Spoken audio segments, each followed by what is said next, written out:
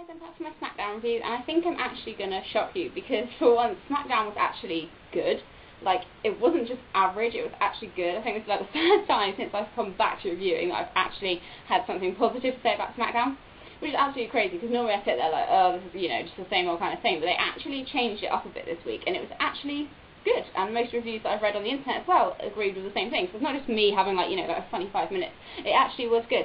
So the start of the show, obviously Randy Orton came out, he was sat in the middle of the ring, obviously kind of venting at the fact that he lost the title at Money in the Bank. He said there's a lot going on in WWE at the moment, obviously what with CM Punk, or he didn't actually mention CM Punk, but he said with there being a lack of champion on Raw, and obviously Vince having to step down and Triple H taking over, which got a really big cheer from the crowd when he said that. So there's a lot going on, but he still has unfinished business to do with Christian, obviously, because he, you know, took the title. Christian comes out and says that, you know, what happened was basically justice for him losing the title so soon after he won it for the first time.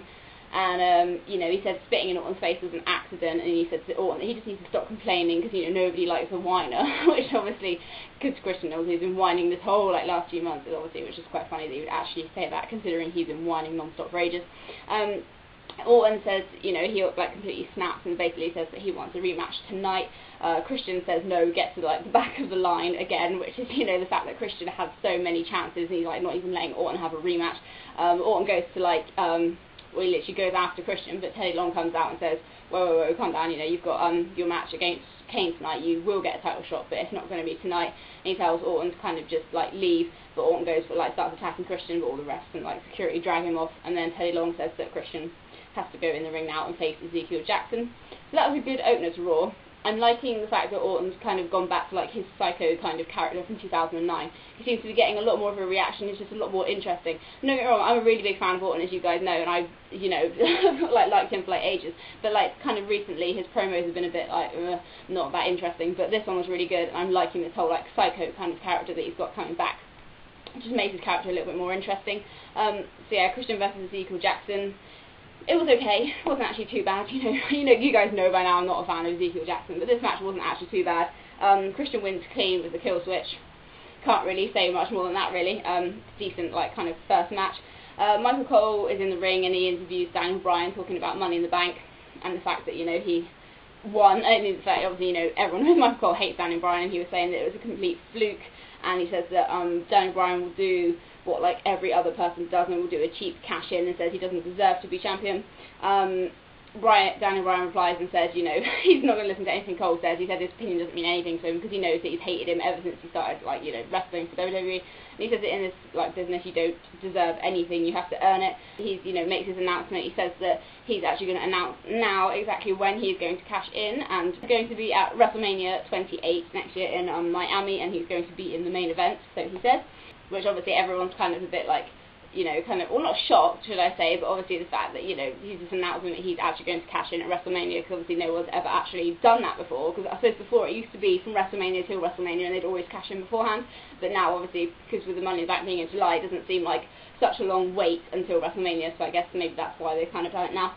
Then Heath Slater comes out, and he says that basically Daniel Bryan will lose. He says he's always been a loser, like he lost to NXT, he got kicked out of Nexus for being a loser, and he's going to lose to him tonight, which leads in then into the Daniel Bryan versus Heath Slater match. I'll come back to, like, talking about what I think about that at the end, because it's kind of difficult to, like, stop now and, like, kind of restart my, like, review of the actual show.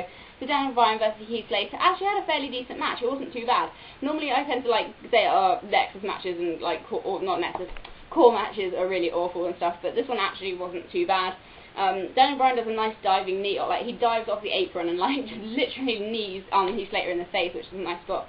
Heath Slater actually hits a nice spine buster, but then Daniel Bryan wins with, like, kind of like, I think it was like a standing label lock, really. He's like, Heath Slater was going to kind of do a top rope move, but Daniel Bryan kind of either catches him or something, and then, like, just locks it in, and Heath Slater taps out. Oh, I talk too fast, I get so tongue-tied sometimes, it's terrible. But yes, so again, another decent match. Then there's just a random Wade Barrett versus Sheamus match. I suppose that's kind of going on from, like, last week's Smackdown, where after the match, I think Sheamus attacked Wade Barrett, or maybe it was vice versa, I can't remember exactly which way around it was. Decent-ish match, to be honest. The Irish Curse Breaker only gets a 2 count for Sheamus. but then they're like fighting on the outside, kind of like throwing each other into the barricade and stuff, and then they both like get counted out, and obviously Sheamus is really like annoyed at that fact, and then they go back in the ring, and Wade Barrett tries to hit the waistland, but then Sheamus hits a bro kick, so obviously leaves the ring, and Sheamus actually got cheered. Like, Wade Barrett didn't get much of like a reaction, but Sheamus actually got quite a big cheer, so like, I don't actually know if he's possibly going like babyface. I don't know. I can't remember if I mentioned that on my video either at Monday Bank or last week. I'm not really sure. But yeah, it seems to be they're maybe considering turning Sheamus face. It might not happen, but who knows with SmackDown at the moment anyway. Kane does this like weird promo, you know, with the whole groovy music that they used to do with like Kane and stuff, which is so like fake. But it's just funny anyway. He's like, yeah, going on from last week saying that he's not the monster that he used to be. And, you know, he needs to, like, kind of stop being, like, human, basically, and go back to being a monster. And, yeah, that he's still the devil's favourite demon or something. Weird. But, yeah, no, the main event was Randy Orton versus Kane in a street fight. And, surprisingly, this was actually a good match. I mean, can you believe that Kane actually had a good match? Yeah, so SmackDown overall was good. Kane was in a good main event match. The SmackDown was weird. It's, you know, crazy. RKO, I always say RKO when I mean to say Randy Orton, it's really annoying, even though he is, you know, but whatever. Randy goes for the RKO quite early on in the match, but Kane counters it. Orton, they start to use like weapons, he gets out a kendo stick and starts attacking Kane with it.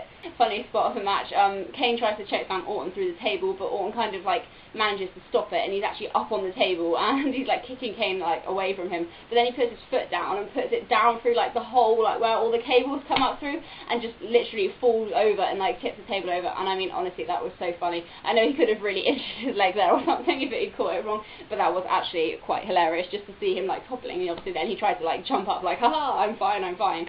I've done that like so many times when I've fallen over, and it's so embarrassing. And I'm like, okay, I'm fine, really like dying of embarrassment on the inside. But yeah, no, so he's kind of like limping after that ring, but Orton attacks Kane's leg with the steel steps, obviously playing again that Kane's kind of got like a ankle injury for like the rest of the match. There's like a nice series of like counters on this bit. Orton goes for the RKO again, but it gets countered into a sidewalk slam by Kane. He does manage to actually hit the RKO, and everyone kind of thought he won it, but Kane managed to kick out after a 2 count. And then Orton kind of snaps and goes for like the punt, but Kane gets up like really quickly before Orton can hit it and hits the chokeslam. But again, that only gets a 2 count, so obviously everyone's kind of really into this match by now. And then Kane gets a chair out, and I'm sure I was like talking to my dad at this point, so I missed it, but I'm pretty sure that Kane was actually using the chair on Orton, and then he's put it in the middle of the ring, and he's trying to go back to like his monster way. He does the whole thing that he used to do. Well, that's like more like Undertaker though, really, not Kane, isn't it? But whatever. I feel like I'm talking like so fast. Honestly, I'm not on drugs, I promise you. I'm just, you know, have like a really like high like speaking speed. Yeah, so then Kane tries to do the tombstone on Orton on the chair in the middle of the ring, but Orton does manage to counter it and hits the RKO on the chair for the win. And then obviously after that, obviously, you know, Orton gets a big cheer. Him and Kane, Kane like puts his hand out to shake Orton's hand, and I thought he was gonna like go back to like what the monster thing that he was talking about and actually like turn on Orton after the match and kind of, you know, beat him up, but he actually doesn't. So Orton leaves the ring and Kane's still in the ring, and he like his music starts playing and he actually gets like cheered and stuff. So Kane manages to somehow go from like face to heel and back to like face again by the end of the show, which is weird. But yeah, so then his music's playing, you know, he's kind of about to leave after he's getting cheered by the crowd, but then Mark Henry walks out and he starts attacking Kane and hits the World's Strongest Slam on him, and then does the same move to him that he did to Big Show at the pay-per-view, puts his leg in the steel chair and hits the splash off the rope, and that's kind of how the show ends. So yeah, overall it was a good SmackDown. I think I went through that really fast, but SmackDown did feel really short. There honestly wasn't that much on it, but maybe in a way that was better, because the matches that they had, they actually spent more time on it to build it up, instead of having just a few, you know, really short kind of matches that didn't really mean anything, if you know what I mean. So, things I was going to talk about. Daniel Bryan obviously announcing that he's, you know, going to cash in at Wrestlemania. Could be a good thing, but also could be a bad thing. I don't know what you guys think, but it seems now that we're already kind of knowing most of what happens at Wrestlemania already, and I don't know, I mean, that might be a good thing, but obviously we know, well, providing it's still meant to be happening, because obviously now that Cena hasn't been fired, it should be obviously Cena versus Rock, supposedly in the main event for the WWE title, but obviously at the moment we don't know what's happening because there is no WWE champion, supposedly. But and then obviously now Daniel Bryan's announcing that he's like kind of cashing in, so we're kind of getting an idea of what all the main events are going to be, and I don't know if that's kind of gonna take away from the Royal Rumble, like, in a way. I mean, it might not. Obviously, I suppose you could still, you might not know who's actually going to face, like, say, or who's going to be. I think it's really hard, because if Daniel Bryan's, like, cashing in and he's going to face the Smackdown, you know, champion, then that would kind of imply that the winner would have to face the Raw champion. But then if it's already announced that it's going to be Cena versus Rock for the title, supposedly, then does that not kind of eliminate any kind of chance of anyone being in a title match at WrestleMania? I don't know.